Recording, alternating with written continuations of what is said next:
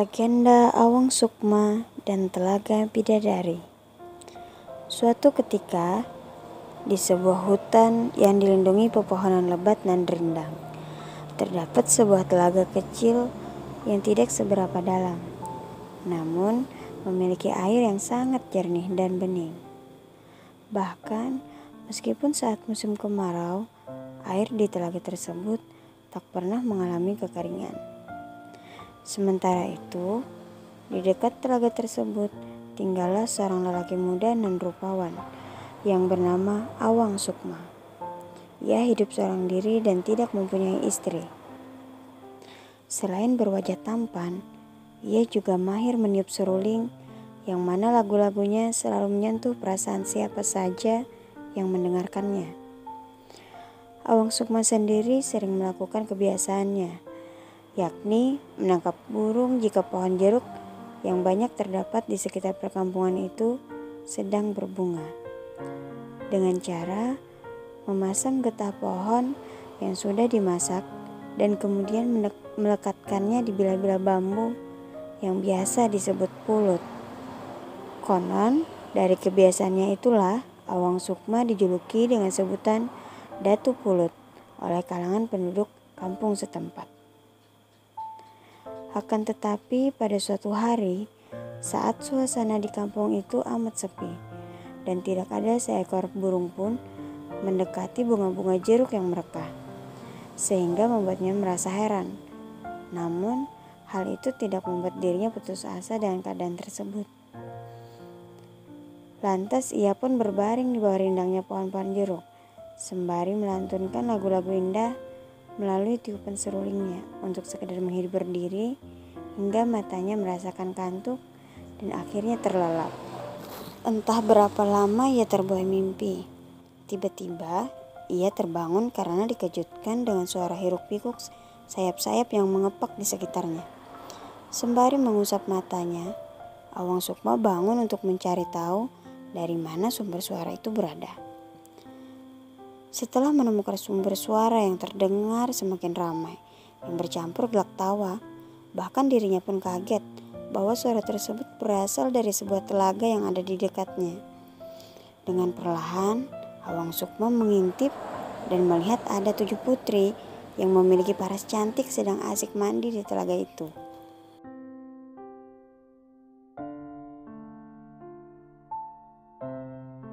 Dari tempat persembunyian, pandangan Awang Sukma singgah pada beberapa kain yang bertebaran di tepi telaga, di mana pakaian itu tidak lain adalah milik ke-7 putri yang juga digunakan sebagai alat untuk menurunkan maupun menerbangkan mereka.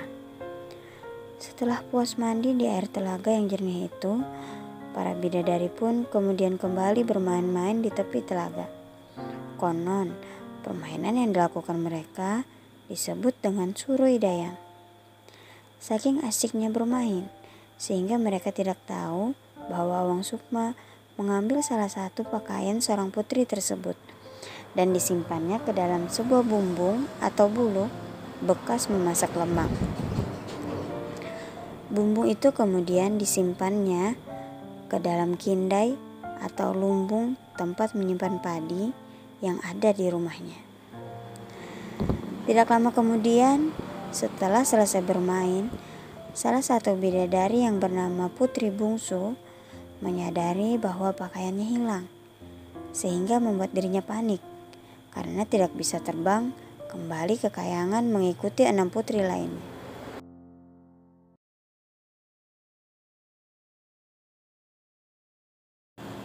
Dengan rasa kebingungan bercampur takut dan kesal, membuat Putri Bungsu tidak bisa berbuat apa-apa.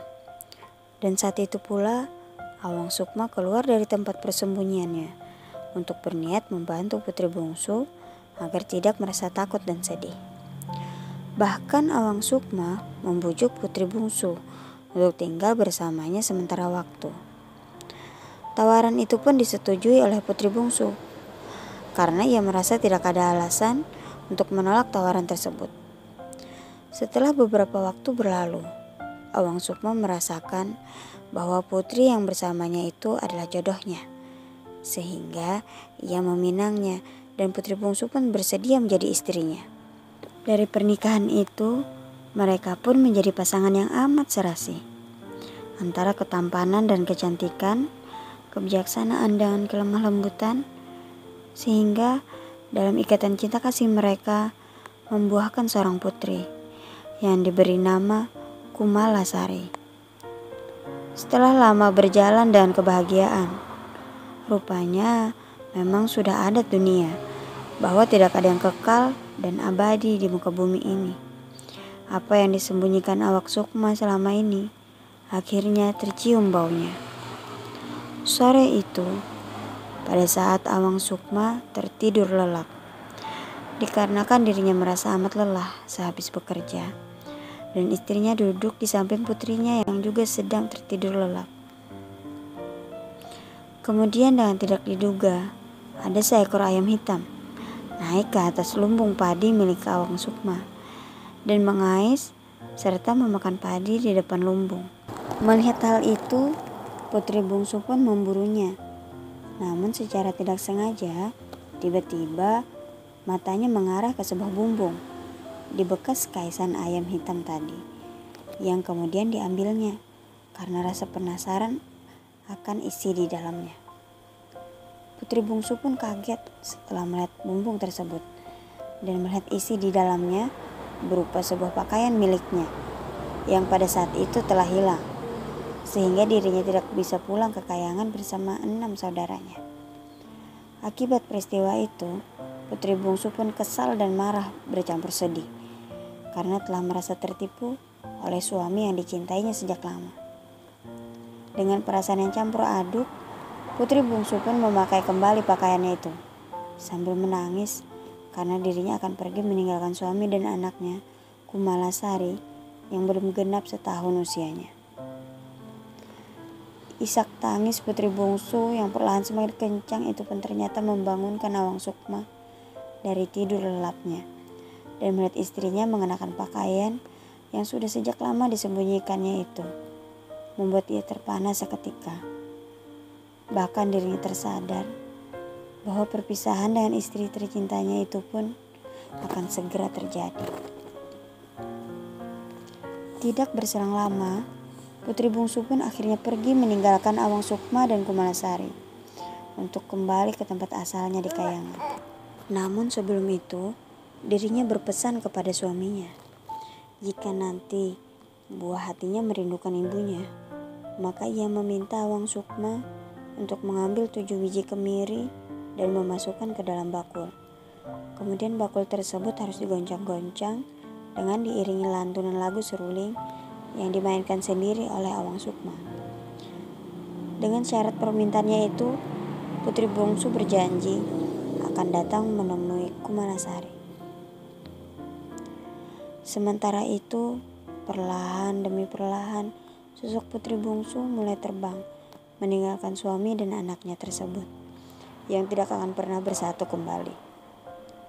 Setelah peristiwa tersebut, konon awang Sukma bersumpah dan melarang seluruh keturunannya untuk memelihara ayam hitam yang dianggap sebagai pembawa malapetaka bagi dirinya dan keluarganya. Itulah salah satu kisah legenda dan cerita rakyat di Kabupaten Hulu Sungai Selatan, Kalimantan Selatan, di mana telaga yang dimaksud dalam legenda ini sendiri hingga kini diberi nama Telaga Bidadari yang terletak di Desa Pematang Gadung, Kecamatan Sungai Raya, Kabupaten Hulu Sungai Selatan. Lokasi telaga tersebut berjarak sekitar kurang lebih 8 km dari kota Kandangan. Hingga sampai sekarang, Telaga Bidadari itu pun masih sering dikunjungi orang, baik warga lokal maupun wisatawan dari luar Kabupaten Hulu Sungai Selatan itu sendiri. Bahkan yang uniknya, sampai saat ini di desa setempat tidak ada satu orang penduduknya pun yang memelihara ayam hitam seperti apa yang telah disumpahkan oleh awang Sukma dalam legendanya.